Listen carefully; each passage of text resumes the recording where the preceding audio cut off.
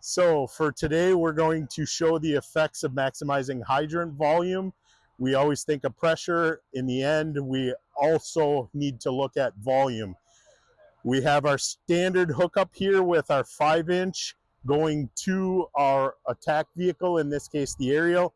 We also have set up our 2.5 gate valve on the hydrant, and this is going to give us an opportunity while the hydrant is on to increase water flow to our attack engine, thereby giving us more volume. So when we would standard see a drop in intake pressure, this is going to boost that intake pressure because, believe it or not, there's still more water available in a hydrant than what we get with our standard 5-inch connection. We will go to the 2.5, see what our bump up is. Then we will add in the 5-inch. We're going to shut this down, transition it to adapter to create a 5-inch stores, and see how much that increases our volume using a 5-inch. So with that, we're going to transition, charge everything up here, and we'll show you the results as we go.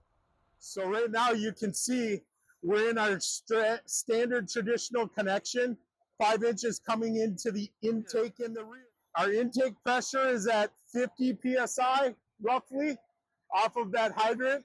Our discharge pressure is just under 100. We're going to go ahead and bring our pressure up to 150, and we're going to see what that does to our intake pressure. So you can see as we increased to 150 PSI, we're now dropped down to 35, maybe 40 as our intake pressure. So we've increased our water flow at this point. If you pan over to the front, we have an 1 3/4 hand line off of the bumper. We also have a 2.5 with the gated Y. So we're running 3 hand lines right now.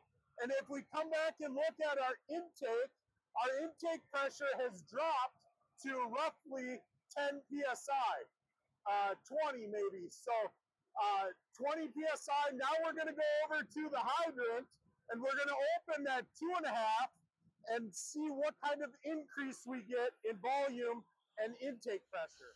So all we got to do is, because the hydrant is already on, is slowly open this 2.5 as long as the operator is ready for it. So we send that 2.5 inch down the line. And now we're going to go back and see what our intake pressure changed to, see if we gained anything from adding that 2.5. So we've charged our 2.5. We're going to open our auxiliary intake to bring that water in.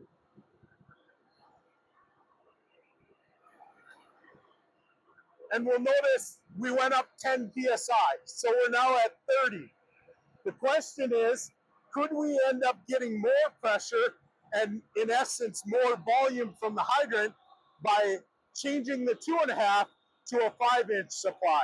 So now we're going to change out this 2.5 to a 5-inch and see how that affects our intake pressure. To make the transition, we need to shut off the supply from the hydrant to the truck. We're going to go ahead and actually release the 2.5 here, transition to the 5-inch stores connection, and then we're going to take our 5-inch hose, make a connection here,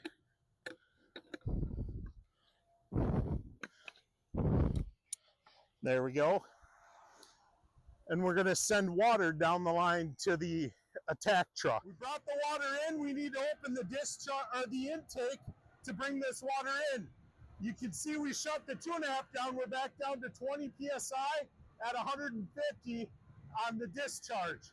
One of the things that's really important when you bring a 5-inch into the truck, before you open that intake, especially when you're running water like this, go down to the actual intake bleeder, open that all the way till you get water coming out the bottom, because you want to make sure that you're not pushing a giant air bubble into the actual pump. Now we have water coming out. We're going to go ahead and open this intake and see what it does to our volume and pressure. So now we have the intake open with this 5-inch, still using the 2.5-inch gate on the hydrant, But you'll notice at 150 PSI discharge, we're almost up to 40 PSI for intake pressure. All that's saying is with this larger diameter intake hose and the traditional 5-inch on the back, we're putting more volume of water from that hydrant into this pump, and thereby we could go ahead if need be and open another 2.5 line or another 1 3/4 without fear of running out of water at the hydrant.